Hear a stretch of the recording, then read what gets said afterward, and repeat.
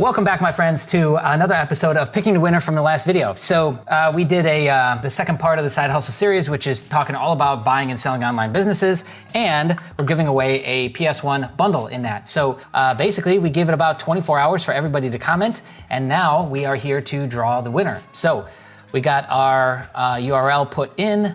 We're gonna filter duplicate users, 9, 10, and 17. So get comments, 8 unique comments. All right, so we're good there. Okay, PS1 bundle, and I think like 23 games. Basically everything in the photo is up for grabs. Let's go ahead and run it. 3, 2, 1, bang. Hey, there we go. All right, this is great because this is a regular user of the channel, Positive Momentum.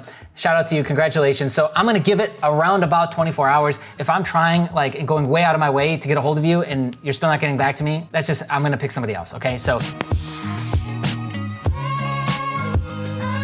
Anyways, we got a deadline on these videos and we gotta keep the show going. So anyways, Positive Momentum, shout out to you, congratulations. Now back to the video. Do you want a simple formula for acquiring new skills? New skills that you're gonna need for these side hustles that hopefully you're embarking on, but if not, you've been joining us through the series and you're gonna start your own side hustles soon. If that interests you, stick around for the video.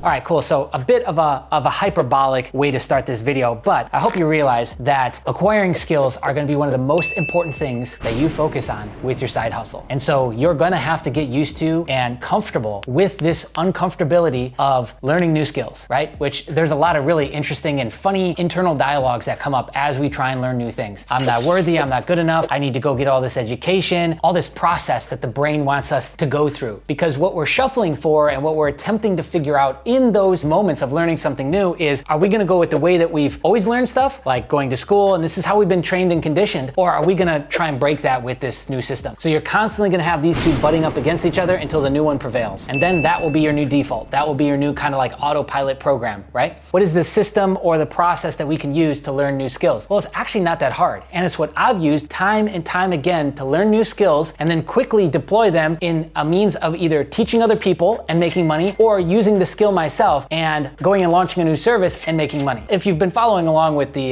Side Hustle series, you know that I've done this and talked about it in 3 different core areas, but there's probably more like 10 or 12 that I've actually done this with. Everything from graphic design to manual labor and doing epoxy floors. It's not that hard to do with most things. I have to disclaim that. Now, there are some things that you can't do this with, like open heart surgery or like really complex engineering things. You cannot probably do this. Now, I will say that you might be able to, but it'll just take you a lot longer. So let's go through this process. It's actually really, really simple. And I didn't realize I was doing it until probably, I don't know, a couple years ago maybe. Took me a long time to figure this out, by the way. And then I kind of just always did it this way. Didn't really realize that's what was happening. Here's how I do it. Whatever this new thing is, I go and I deep dive the subject. I go to YouTube University and I'll put in easy 100 hours watching other people's videos and then starting to dissect. Because what I'm looking for is at the first layer of it, of the education, is I'm understanding like the big steps to the process. So let's take, epoxy floors, for example. I'm learning the process of like, okay, we go into a new garage, we have to prep it first. So the prep phase is scraping the floors, getting anything loose up, and then cutting the floor with the diamond cut blade, getting your stem walls or the side walls all prepared, right? And that's your prep. And then there's all the cleaning process. And then we start to actually apply the first coat of sealer or primer, whatever you want to call it, before then we get into the fun stuff with epoxy. So I can actually take that and break that whole thing down into start to finish and then move it, get your 25% here, 50, 75, and 100%. So we can break this down in digestible pieces just like anything else. If we break it down like that, you're 25, 50, 75, and 100, and of course, 0. So if you break things down like that, it already becomes more manageable. Funny enough, this actually helps a lot with goals too. Like if you set this big audacious goal for the end of the year, a lot of times you don't make it because you don't really know what the pieces are and where you should be at halfway through the year, 75%, etc. If we break it down like that, it's actually extremely easy to then start to reverse engineer and know where you got to be on a day-by-day basis. But I start there. Then I understand the full process with these 4 quarters, right? From there, I'm looking for details. Then I start to hone in the process and look for details about how they're mixing the materials maybe, or the little nuances that they're doing. I look for that and I try and just hold on to as much of that as I can, and then I go and immediately do it. So I'll go and do it at a very small scale. So in this case, I did it on a piece of wood. So then I learned it on a piece of wood, went through the mistakes and the fumbles, mixing it up. It made a mess. I wasn't wearing gloves. I poured too much on. How long does it take to dry? All those issues start start to come up on your, in this case, call them sample boards, but in your sample study of this new skill, you should have all kinds of issues come out. But you see, we're already so far ahead because we learned a bunch, then we went and did it, and now we've got actual real world, pieces that we can take away and actionables that we can take away and change and dial in. So you could stay at the small testing phase for a really long time, as long as you need to, and you just keep testing until you perfect it there, and then go and do the big thing. I did that sometimes, but not all the time. Like in this case, I actually went immediately from testing on a small basis to going and doing a garage. I don't know if that's for everybody, right? I don't know if that's really the best way to do it, because there's all kinds of different things that come into play with doing a full garage. In this case, there was the pot life, which is how long the stuff stays good in the bucket, how quickly you have to apply it, and then you're trying to put the flake down, right? And you're trying to do all this stuff. And how many guys do you need? How much material do you need per square foot? All those were huge mistakes that were made on the first couple.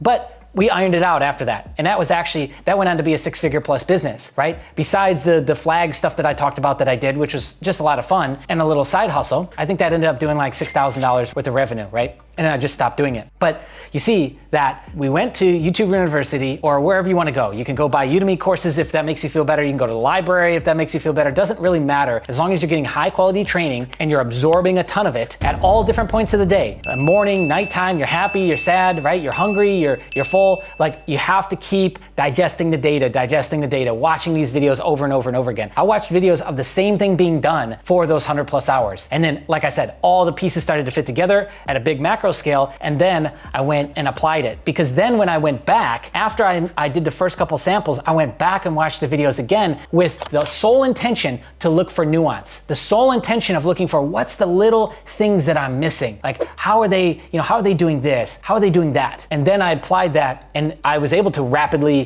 gain the knowledge in that area, but then almost perfect the skill. By the 3rd or 4th floor, I would say perfect at it. Absolute perfect at doing that. And that wouldn't have happened if I would have gone through a traditional way of learning this. Now, this isn't some foolproof thing. Like I said, it's not gonna apply to everything, but if you were to do a similar process like this, I'm fully confident that you would be able to go out and then do this thing, right? And then another piece that helps strengthen your understanding of whatever new skill this is that you're learning is to then go teach it. So even if you plan on selling this, as like a training course, or you don't, it doesn't really matter. If you go out and then train other people or show other people how to do it and give them the full process, you start to refine. There's this more solidification that happens in your brain deeper and deeper and deeper every time you talk through it and you discuss it, right? So that's in your best interest to at least go teach other people, or to record yourself teaching and use that as a means to go back on, right? Also too, you could watch your own videos in case you go a while and you haven't done it and you forget. You could just use your own videos as training to then bring you back up to speed, right? That's it. Like that's the full process. Now,